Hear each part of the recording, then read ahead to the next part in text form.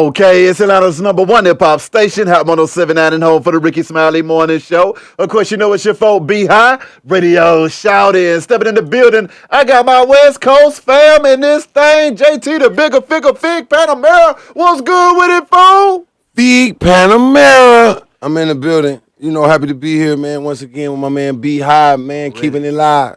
Glad to have you back in this thing, JT, but Fig, what's really good with it out here, my dog? What's really good? Now talk to me. Man, look, man, I've been on a journey, Uh-huh. okay? And I'm fresh back from that journey. Mm-hmm. It been a long journey. That's right. I think that was 2016 Yeah. when I was here last. Yeah. And I set up shop in Birmingham, Alabama. Mm-hmm. That right there is one of my other proud, investments. Yeah. Because not only did I use, my finance, but I put my family out there on the front line. Yeah. With me on behalf of doing something for the people of Birmingham. Yeah.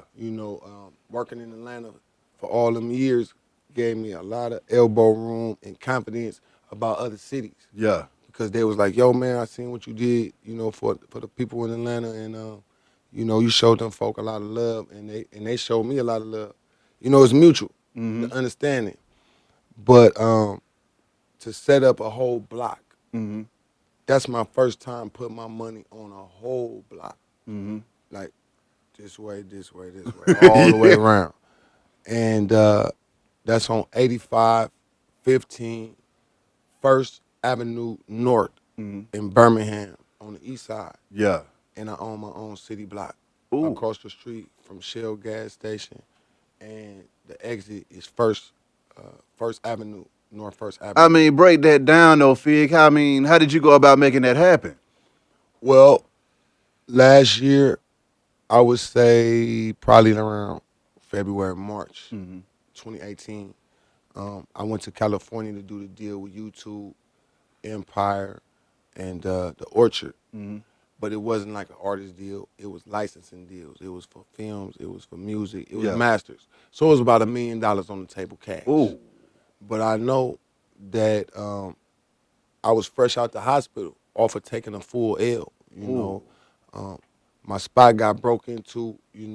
My studio had got hit. It was a lot of stuff got hit when I got shot. I was, being in the hospital. Yeah. Like, boy, he in the hospital. We could just go hit. Ah. Of course, it come with the streets. It come with it.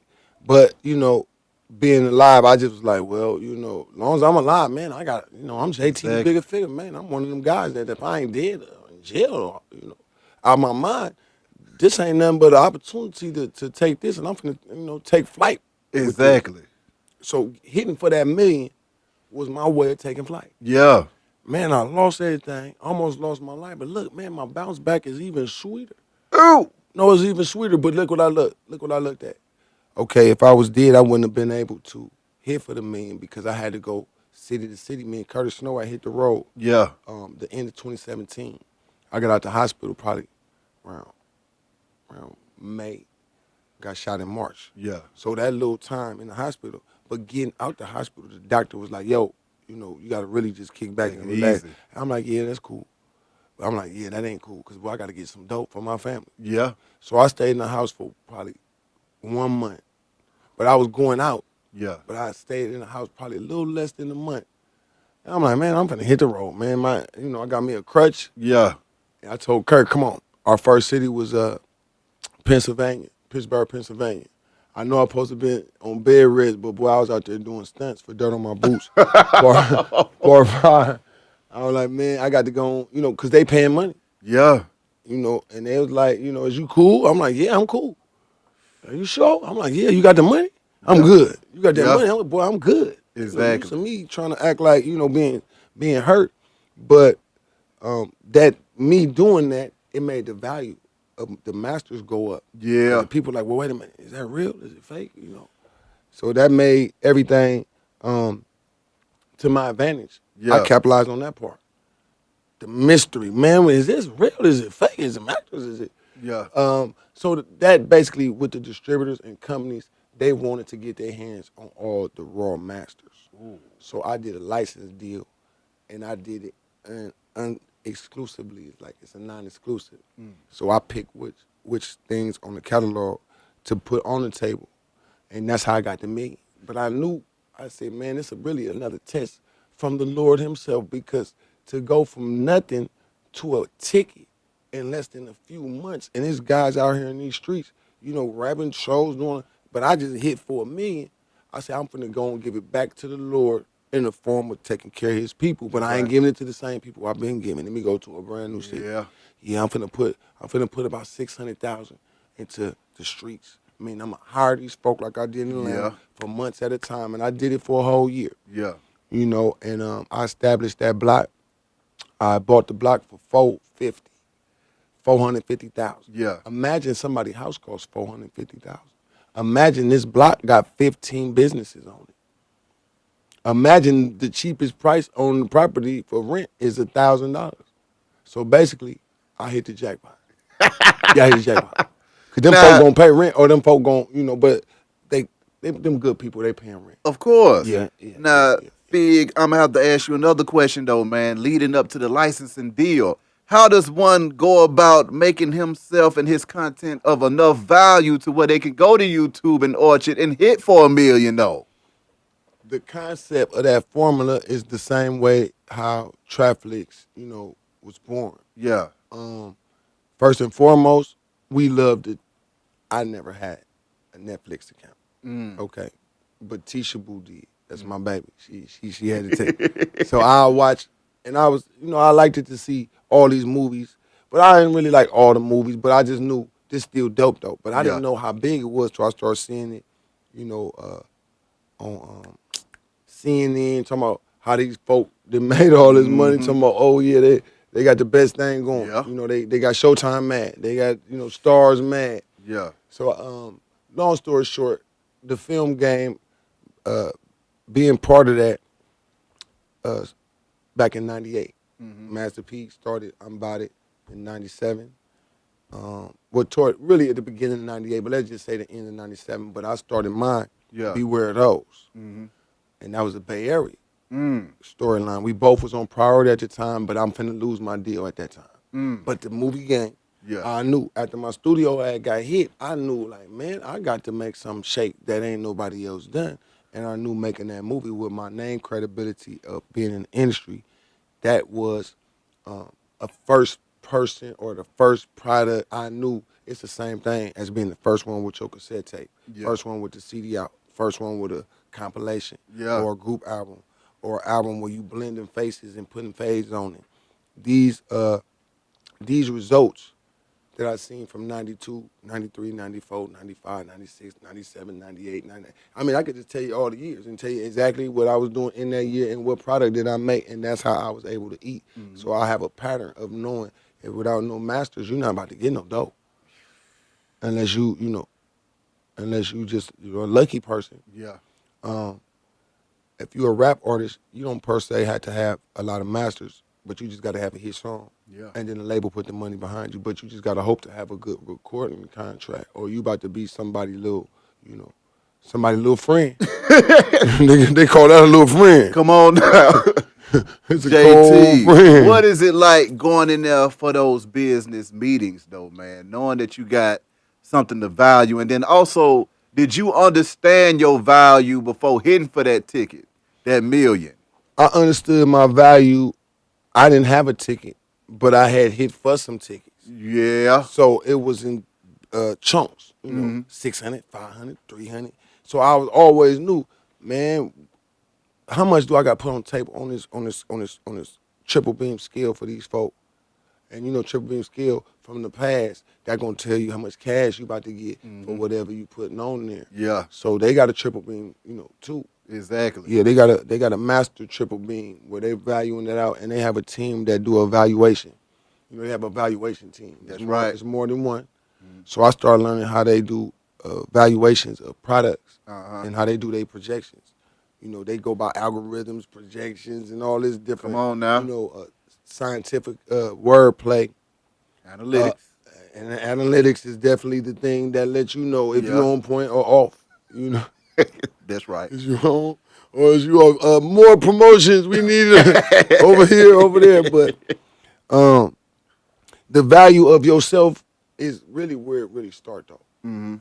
But you can't be no fool Yeah. in the overcalculation of the value of yourself. Ooh. You can't be no fool and then cut yourself out of transactions that could have been smaller plays, for a shorter amount of time, terms and conditions that allow you still to make progress so you can feel better making a transaction off your music instead of sitting on the music, talking about your big deal. Meanwhile, you and your guys pop bottles, they get the section, throw some ones, then throw some more ones, go to the other club, pop some more bottles, throw some more ones again.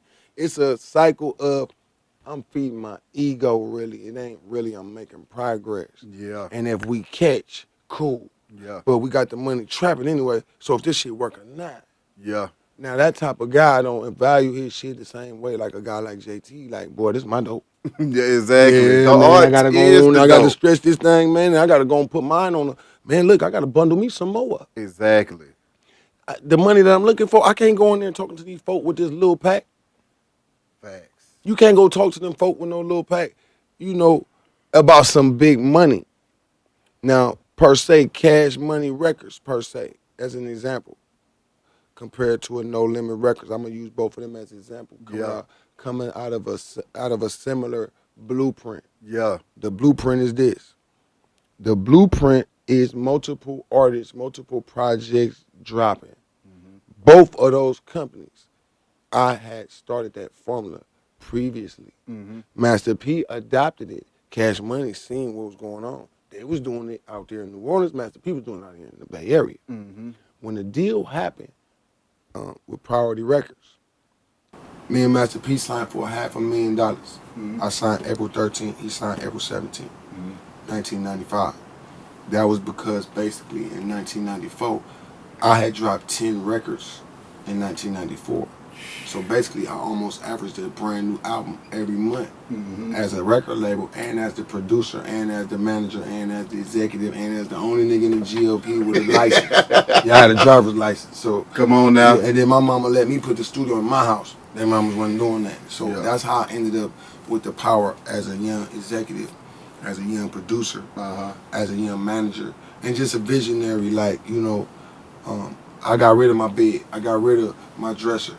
So I could be able to produce the products. I didn't have dope money coming in, but I had the studio. Once I got that, I'm like, boy, I got to just keep making the product and I sell it. That's right. Now, when I'm using the concept of Master P and Cash Money and the concept of, well, how do you prepare and how do you put a value on yourself? Master P and I both had put out a number of projects. I had probably put out more than him. I probably had a bigger visual, but he had a bigger project by doing a Bay Area compilation. Herm Lewis had a San Francisco compilation. But the very first compilation ever done is the GLP album of Field Mo guys on one record. Yeah. At my house. And then I made the beats.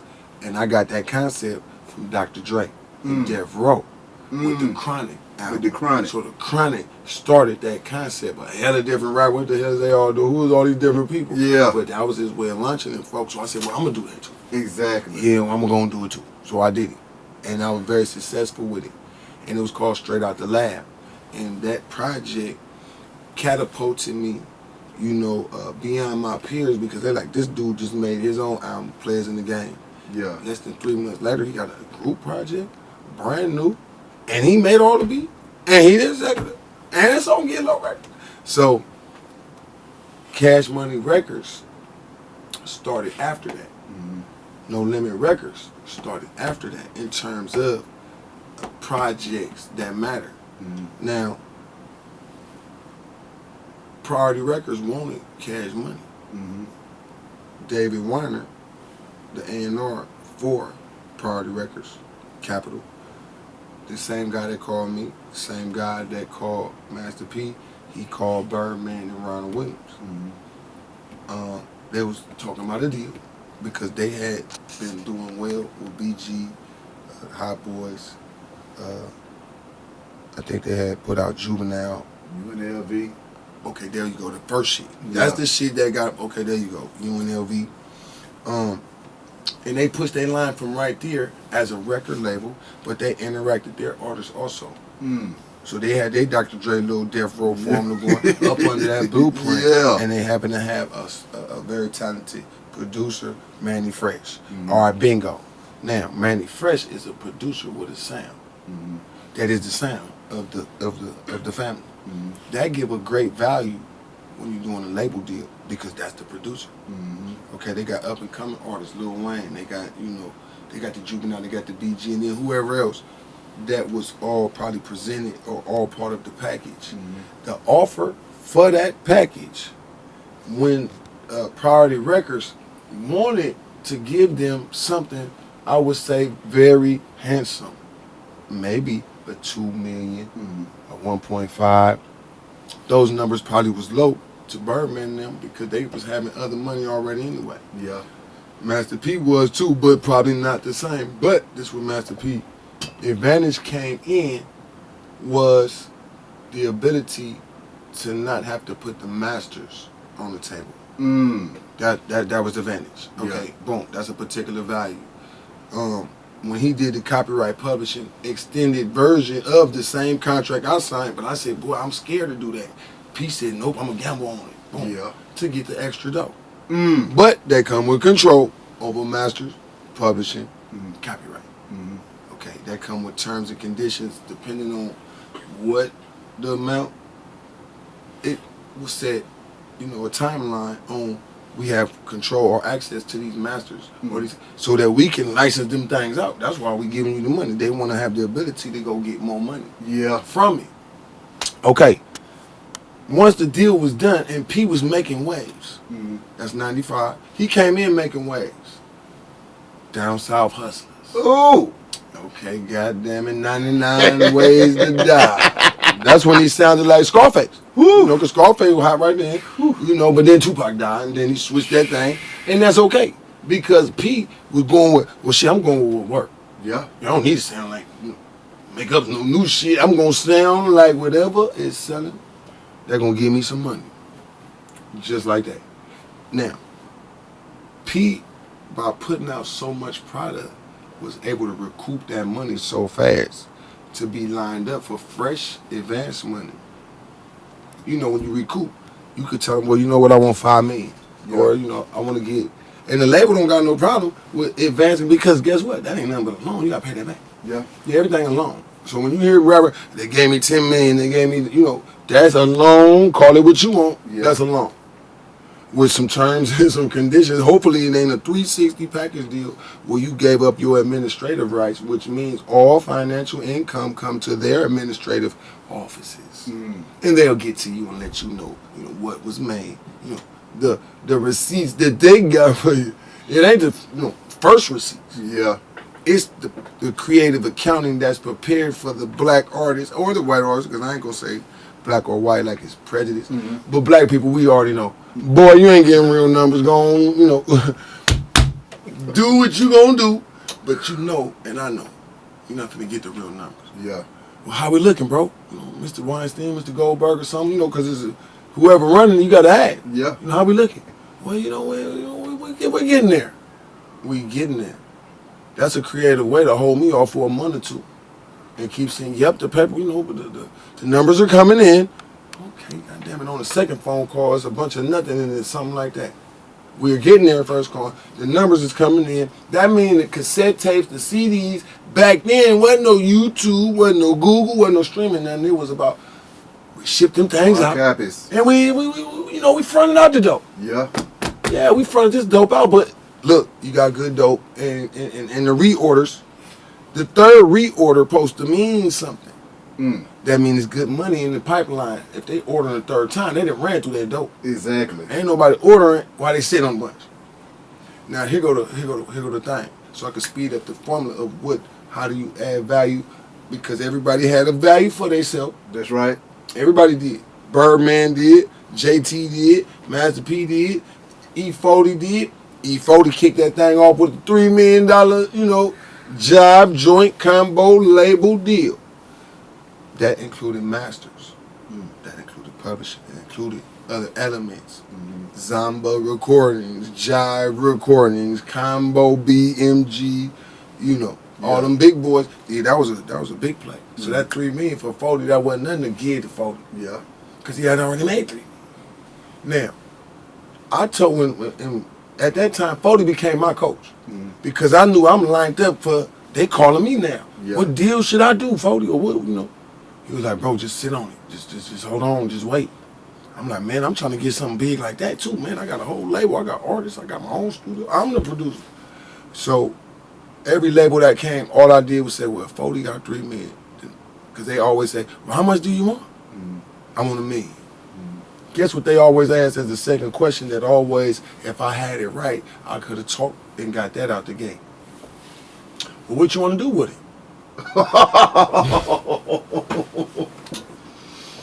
Oh my God. Man, look, say the wrong answer if you want to. Guess what I said? No answer. I was No smart. plan. Yeah, because I whoa, I'm going to do with it. Because I know what I say can and will be held against me in the court of the record deal too. Exactly. Yup, like the court of law. That's right. Whatever you say, guess what Priority Records told me? What? You are the youngest CEO and maybe even one of the smartest guys. How you came in and did your work with us in terms of you asked every right question. Because that way I have made them accountable about what they say out their mouth. Exactly. That's Priority Records. But the guy from Atlantic Records, you know, and Priority Records asked me too. I did try to put some words together, but I was like, damn, I wasn't ready for that one right there. You know, I'm gonna do promotions with it.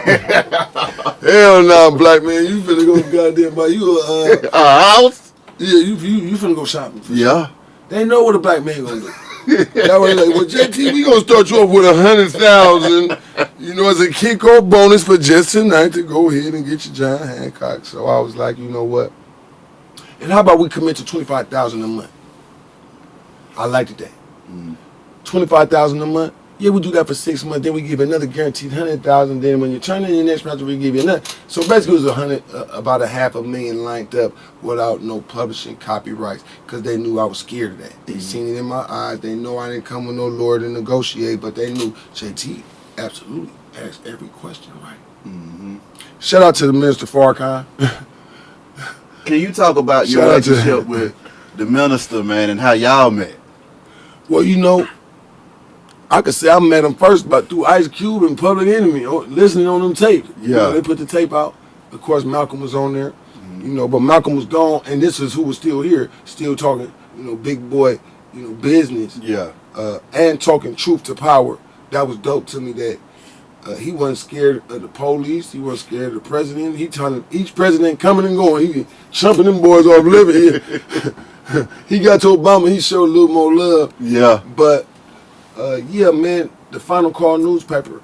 That was the.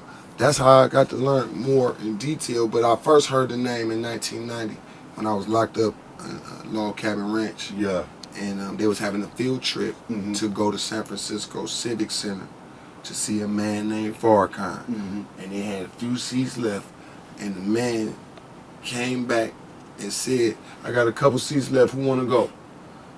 And my partner said, oh yeah, I'm a Muslim, man. Yeah, I need to go. Because he knew the name, like, yeah, I need to go, boy. We getting the hell up out of here, boy. We finna go see Farrakhan and go, you know. I didn't know what it was. I didn't know who he was or what. I just knew I better say, I'm a Muslim too. Yeah. Yeah, because goddamn it, he letting them kind of guys go. But this where he got me when we got to the van.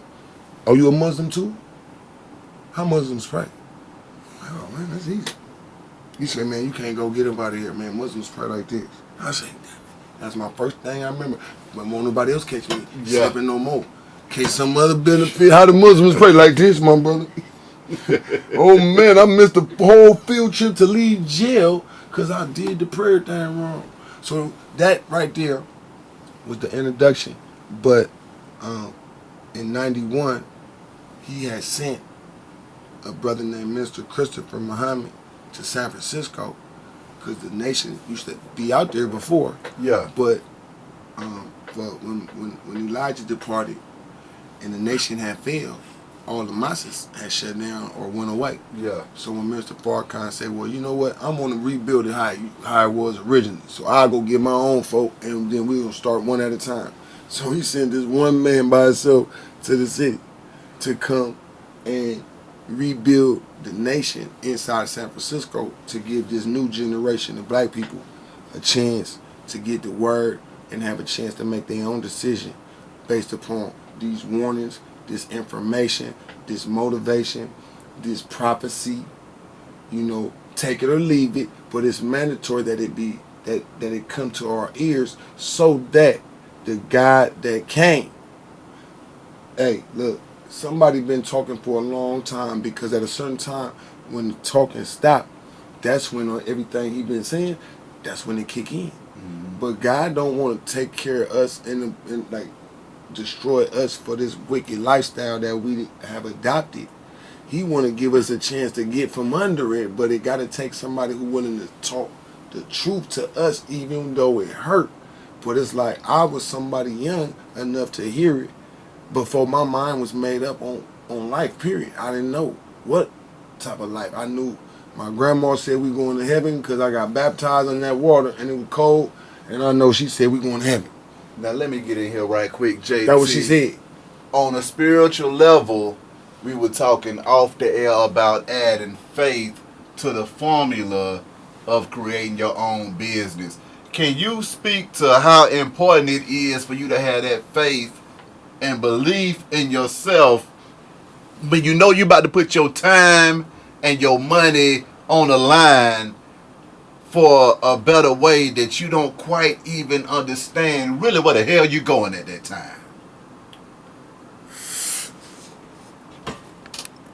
I think looking at that angle of the faith part, faith is exciting if you just see a piece of the talent that you know is a gift. If you got something that you do that you don't see as like a gift, you might be overlooking yourself, and you might be really overlooking God. And then that's why he might not let you see your gift, even though he gave it to you free. My God. Nah, it's real talk though. It's like disrespect. Man, did I just cook you up the best meal? Did I just implant you with you know, some stuff that you know damn well you know I do? But you want to be a this, because that might be popular. This other gift I got, man, you know how to plant the best weed in the world, make all the plants grow. You supposed to be planting, you know, cabbage. You could be the #1 farmer, because in a few more days, all these fake cabbages and fake tomatoes and fake everything, they got people sick all around the world. You was the one that could have been helping us. But instead, you want to be the, you know, the cookie man. You want to be the gelato man. And you busy right now. You can't help with, you know, your family who got 20 acres in Georgia or Alabama is sitting. Yeah. Yep, you don't want that, man. That remind me of slavery, man. I ain't going to no farm, man. Meanwhile, the minister said the billionaire in the future is not the rapper, the sports player, the television owner, or, you know, the CEO of some stock market. It will be the farmer with real food. Let me say that again. The farmer with real food, not the computer packages they doing now. Type me up some tomatoes. In 2 days, them things. Man, look on YouTube, they got some stuff. Man, look, you want to see? Go and watch that thing grow quick, almost like it's growing. Wait a minute, is it alive? Yes, it's alive. All food alive, but we've you know, learned how to boost it.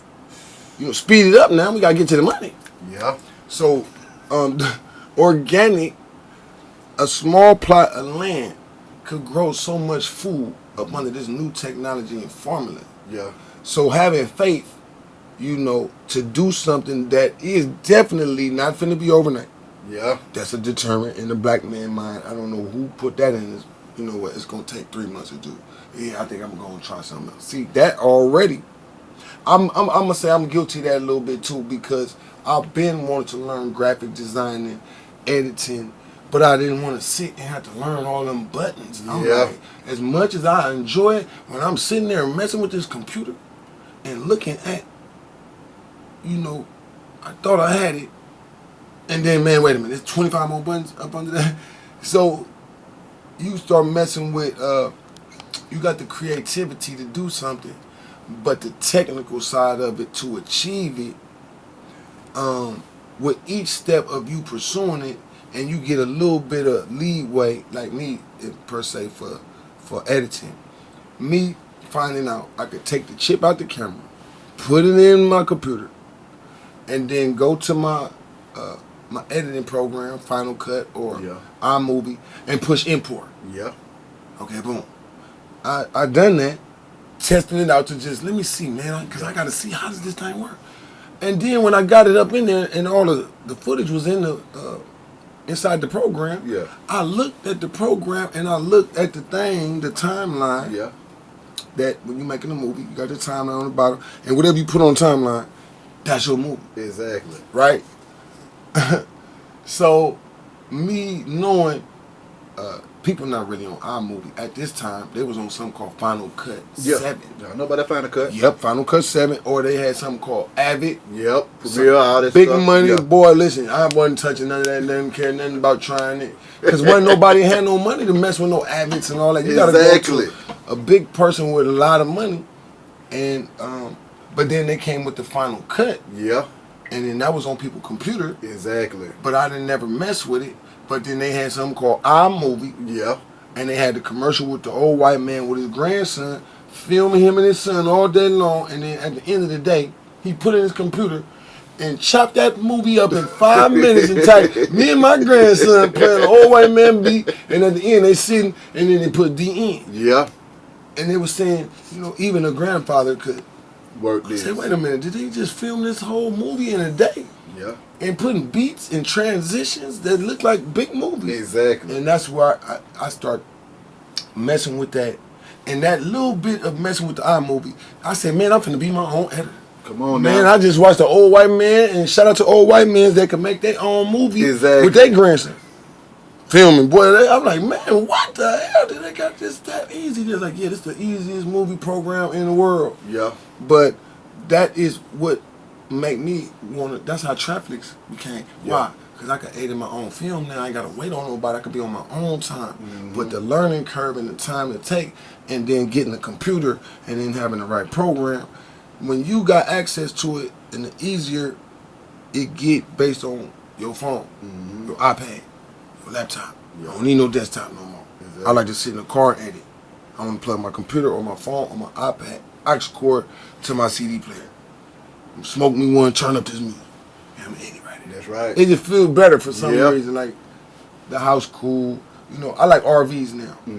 Man, I ain't doing nothing outside no RV. That's where I'm gonna make my best everything. It's coming out this RV. Yeah. Cause it's a little cocoon, it's loud, you know, I'm blowing good gas, and I ain't got no neighbors.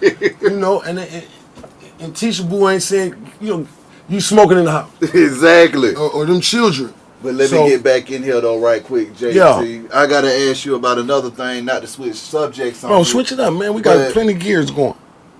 When you got shot, man, I saw that and it looked kind of nasty, Jay. Yeah. And it was kind of scary to me because it was like, this man, I don't know how you kind of made it out of that one. Yeah, blood, guts, and, you know, livers, kidneys, hearts, lungs. Look, man, that whole experience is only a gift from the Lord himself. Imagine this. I used to always wonder what it felt like to get shot with a machine gun. Because I was seeing it. Not that I wanted to. But I always was watching people. Yeah. You know, and then sometimes, you know, pow. And then up. And then pow. Body flip back. Or pow. The back blowed out. You know, because like when you shooting guns, you want to know what they do. Yeah. And then I seen different results, different situations. Okay, long story short, on that situation, saying it's a gift, I know that the guy that I pray to is a real guy. Shout out to Farrakhan, Elijah, and then Master Farah Muhammad, who came and said, I'm the son of man that the world been waiting for. I'm born in Mecca. I came here by myself to lift the black man and woman and resurrect the dead black man and woman. Now listen to me. Now I ain't never heard nothing like that. Yeah. Because we talking about people that was dead from 2,000 years ago, but here goes somebody who's still around. Yeah. And popping it in with some secrets. Okay? Either they real or fake. Mm-hmm. I could testify right now to the God that Farrakhan Elijah, that's the prayers that were going right to him. Yeah. But guess what? He prayed too to the eternal God. That God is eternal. Mm-hmm. But the power to answer you is in the form of a man with all the power and the knowledge of the previous and the present and preparing for the future. That knowledge of black people write our history 25,000 years in advance. These folks found out that we writing not history what happened, we writing what's finna happen. That right there, that knowledge, if I didn't learn that, I would have put the faith in jumping in that bulletproof car that I didn't know if it was bulletproof or not. I just bought it, but I'm like 3 Dracos at me. I don't know. I better hold on. Yeah. I would have did the pull the 380 out of my pocket and did the James Bond pow pow pow. And I wasn't too sure if that was gonna go good. Yeah. One shot off, boy, you finna get Swiss cheese. Yeah. That I got from Farrakhan to show, hey brother, don't never put your fear in no man. Mm-hmm. Don't put no fear in no gun, no knife, no weapon, no threat of nothing more than God. Mm-hmm. And his name is Allah. I want you to try that because you're gonna absolutely be in a situation where that's the only name you're gonna be able to call. You can call whatever one you want. You gonna know at that moment. And when he gets you through, you know what's going on. Yeah. So going through that was the gift of JT is confirmed now. I have an assignment from the Lord of the Worlds. Go back in them ghettos, in them trenches, and go get your people. And I got out the hospital and went right back, stronger than ever, more competent than ever, and I'm more dangerous than ever. I don't go out and be safe. I be dangerous on guys now. You know what I mean? I make them wonder what I'm finna do. Yeah. I got machine guns around my neck, they're legal. Got bulletproof vests on, Glocks, 380s, 357, bulletproof cars. Yep, and I'll be by myself, no co-defendants, and I'll be like, you know what? I'm being positive. But I absolutely gun down my enemy that's coming in front of me. When I say gun down, that means I'm on defensive, stand your ground laws. Mm-hmm. If you don't, you'll get gunned down by an innocent person. Some random person. You'll get gunned down by a person that asked you for some money that they actually know you, and then they stalk you and try to kill you because you didn't give them $100. So instead of me being one of these victims in one of the dead rapper package, I say, nah, I think I need to be the dangerous rapper. Yeah, and I'll be by myself. And I've been trained out here in Atlanta. It's a jungle. If I could survive in 4 seasons where I got shot, then went back to 4 seasons to finish taking care of the mamas and babies, that's nuts right there. Excuse my language, but that's balls hanging. Nah, that's the faith that I had to go through that because I lost my partner Peanut with 1 of them bullets. I got hit with 3 of them bullets. He got hit with 1 of them bullets and died. So that's I'm a gift to the black community. Mm-hmm. I'm a gift from him. What's that?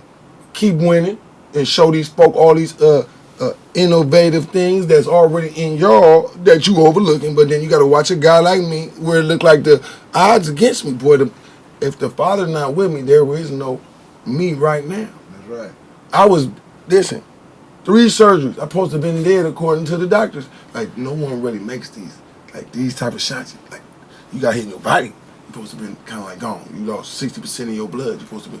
So, to be here right now, I don't dwell on what happened to me. I get paid on it. Man, a man tried to kill me and made me a millionaire. Thank you. That on my boots, folks. Stop selling. License fees through the roof. They want to see blood and guts. Is it real or fake? Now, this is the best thing. This is the first person in American history get shot and then through there he filming his Why? This man is not normal. Yeah. Now, with that being said, what are your thoughts on Nipsey, man? Man. Because they woke everybody out. The Nipsey thing, let me just say this. And here go the father one more again, and it could be verified. The morning of the 31st Sunday, I got up, I was in the Bay Area, and I've been going at it with a few people from the Bay Area. Like the Bay started trying to team up on me because they know I ain't normal. So they like, shit, well, let's team up. We gotta team up for this dude. Team up for this guy. So I was telling them about, we pray and a man is listening. If the Bible say, you know, ears. If the Bible say, you know, he sat down. The Bible say he visited Abraham and Mary got him some food.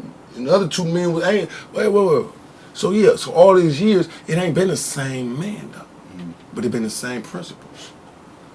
So the blueprint with Nipsey Hussle, that morning, I was just tripping on all the things I just escaped with people that were trying to set me up, take me out. Like different people. Come here, Fig, come here. Not knowing Fig blessed with discernment.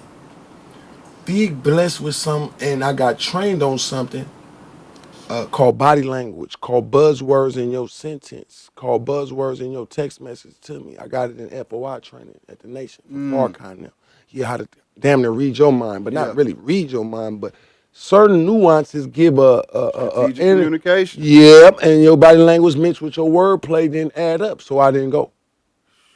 Yeah, the Nipsey Hussle, that day I was telling people about this formula and how, man, we need to pray, and your prayer is before you go out.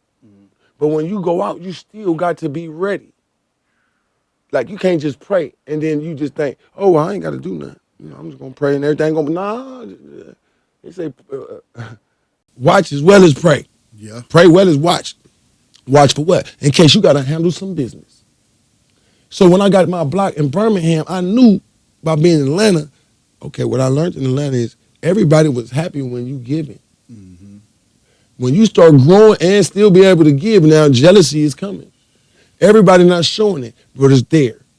It's growing.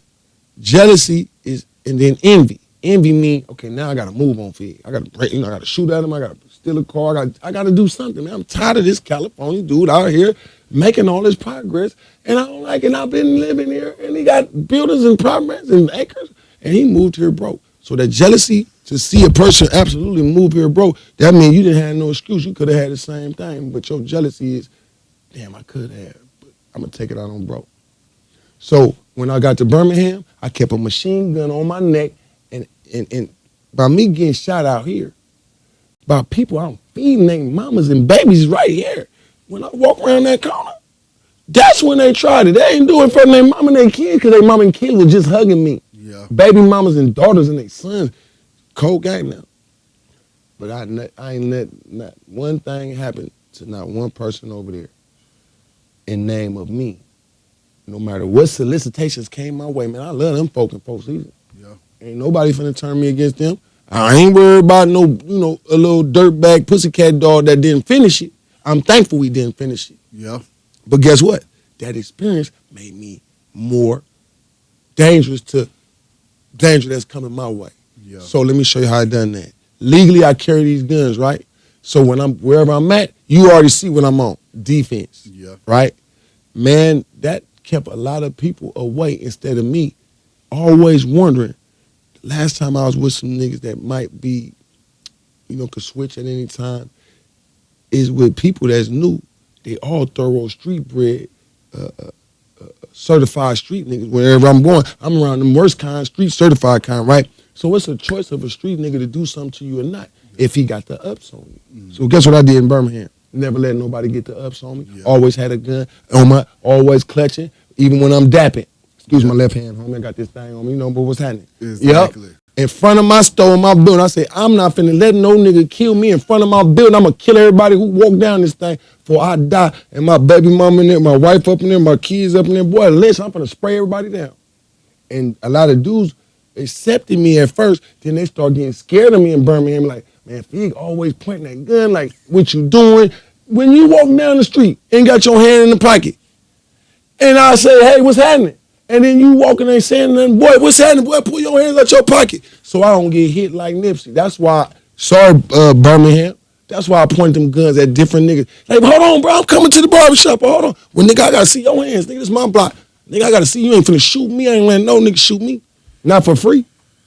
Not for free.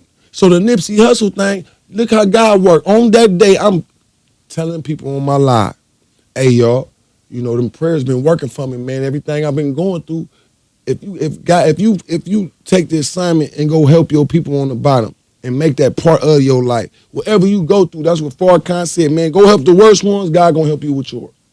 You go lift the people on the bottom, and then He gonna take care of lifting you. You don't worry about lifting yourself so much. You worry more about them, and then let Him worry more about your new idea, so you can quit your job, and now you got the confidence to quit that thing and walk into the manager. Boy, hey, boy, listen, I don't like y'all anyway, man. The way y'all talking to me, and I am confident I'll never be back. My family bills gonna get took care of, man. I ain't, boy, listen. And then the attitude part come right after that. Man, them folk really just tricked me for 4 years, or 5, or 10, or hoping in a 15. Somebody wake up and 20 years later, man, I done gave these folk, man, these folk ain't even really with me, man. I done helped the company worth this much. You done accidentally Google how much the company worth. Now you in your feelings. Nipsey Hussle was building independent entrepreneur blueprints. I can't say who or what. I know that man shot him on camera. I know I saw that. I know I saw that lady run, then run back, then run. Hey, wait a minute, what the hell? Then they start showing other angles, and I saw the whole crew run. I say, you know what? That's why I'm in San Francisco right now, Fillmore, where I'm born and raised. Why? Because your own folks gonna kill you, man. Your own folks gonna set you up, man. And that's all it takes. That man, Eric Holder, was on pictures with Nipsey. He been knowing Nipsey. He been brewing jealousy. Even if somebody paid him, it don't matter. He had jealousy in him anyway.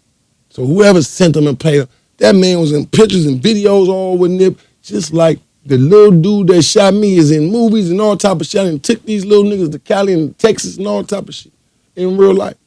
So, but guess what? If I let it turn me bitter, they won. Guess what I did? Boy, I turned my pain into power. Shout out to Farrakhan again. I might say his name 50 times because everything I got came from off his blueprint.